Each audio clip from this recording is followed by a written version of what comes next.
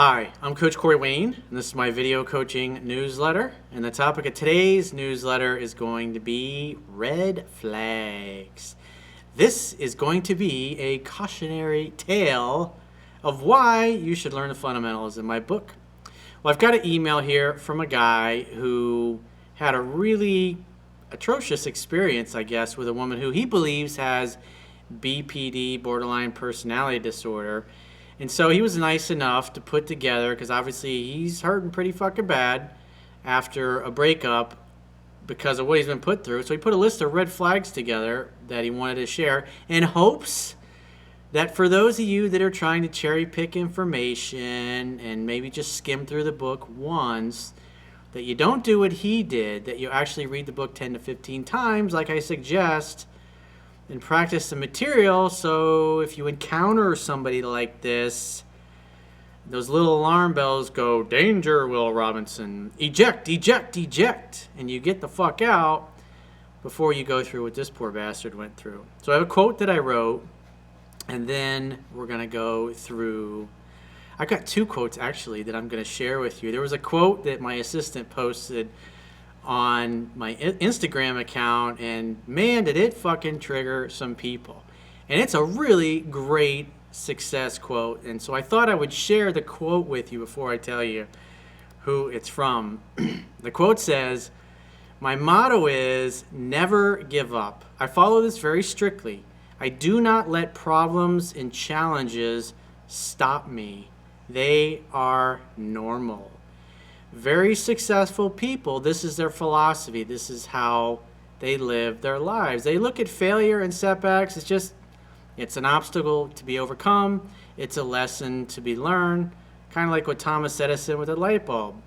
When he was at like 8,000 things that he had tried to make the light bulb work, and one of his friends was like, "Are you nuts?" He's like, I got 8,125 things that I know won't work. Each time I try something and it fails, I'm one material closer to finding something that will actually work.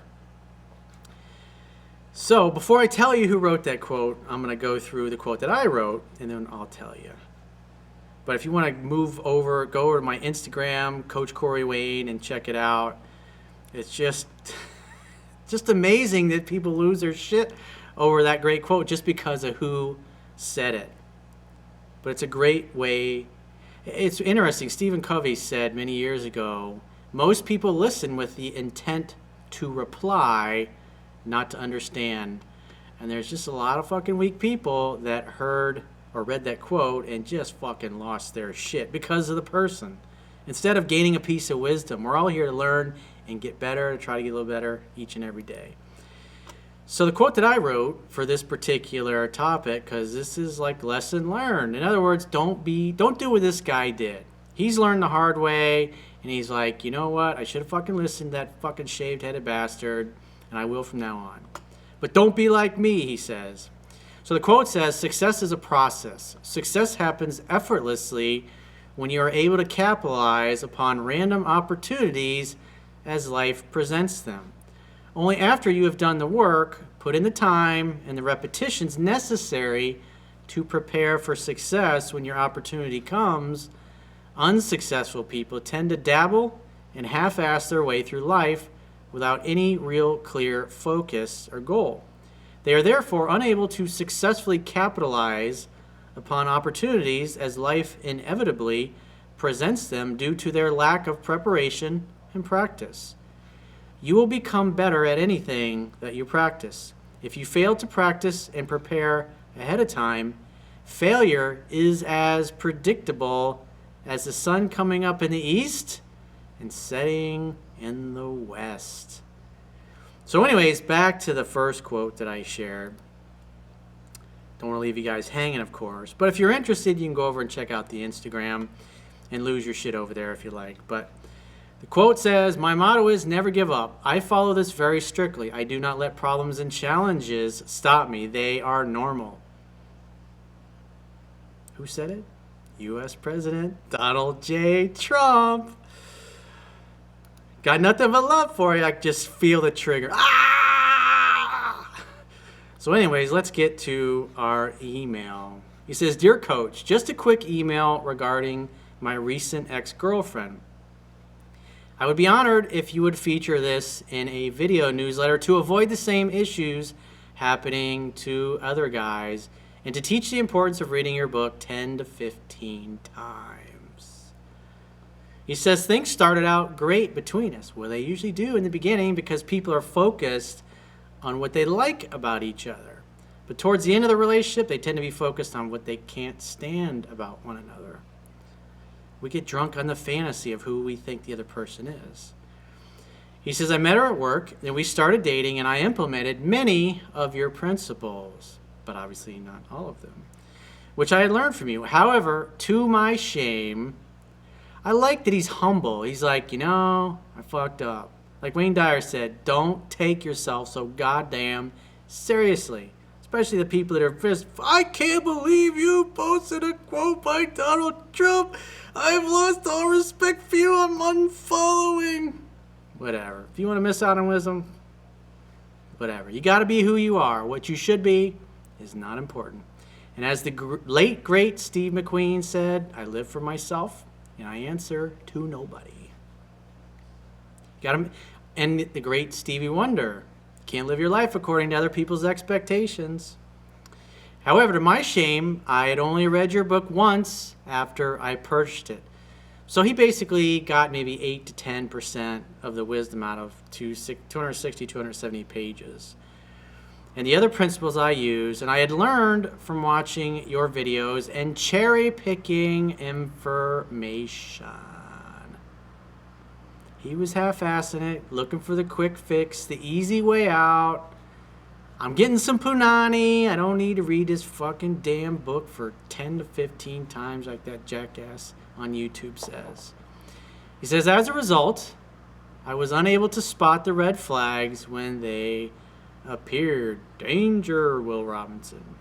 "Now, 10 months later, I am suffering from heartbreak and having a difficult time overcoming things." So when you go through something like this and you're heartbroken and the shit hits the fan, you can't blame anybody but the person you see in the mirror every day. And you got to take personal responsibility for your own success and your own happiness in life. Nobody else can do it for you.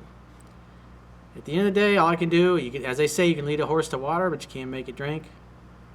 All I can do is guide and gently lead and share the things I've learned. And if you apply the things and you read the book 10 to 15 times, like the guys that had the really great success stories, which next week or so I got some really great ones to share with you in future videos. So be sure to tune in. Same bat time, same bat channel. The red flags included her telling me she was attracted to 2 other guys from work as a response to her becoming jealous after I watched a Britney Spears video on TV. What's she got against Britney Spears? I mean, come on. What the hell, you freaking idiot? Hey, boo-boo, let's get some Bud Lights in a picnic basket. Her starting arguments and then blaming me for them. Obviously very insecure. And you gotta remember, insecure people, especially cheaters, liars, or just crazy chicks, they think everybody else is this way. And we tend to project what's inside of us. Remember, no one will ever do or say anything to you that isn't a direct reflection of how they feel about themselves in a moment. I saw plenty of people going, "You racist bigot, he's just, can't believe it, though." Her starting arguments and then blaming me for them. She even said she often liked to start arguments to spice things up and add drama, to make it a little exciting. Quite frankly, all women, when things get really easy and boring and dull, they will occasionally start some shit just to see how you react and show up. They want to see what you're made of. They want to make sure that they're still with a man who knows how to be a man. That's why you respond with playful humor when the insults come out.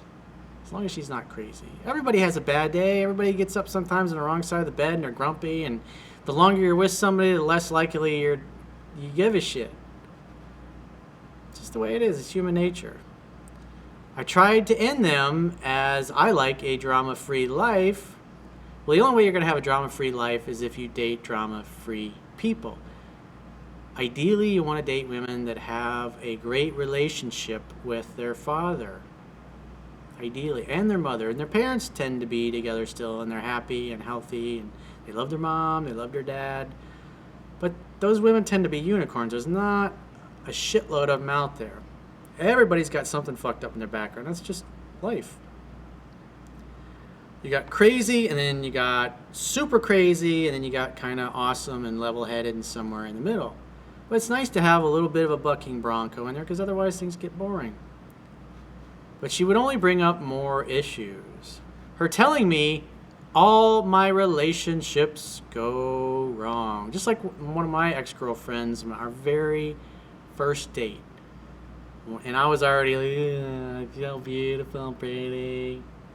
She said to me, I fuck all of my relationships up. And inside I'm like, I'm going to be different. I am the man. And you are so lucky that I'm here with you. I'm going to save you. I'm no good in relationships. And she was convinced one day I was going to cheat on her.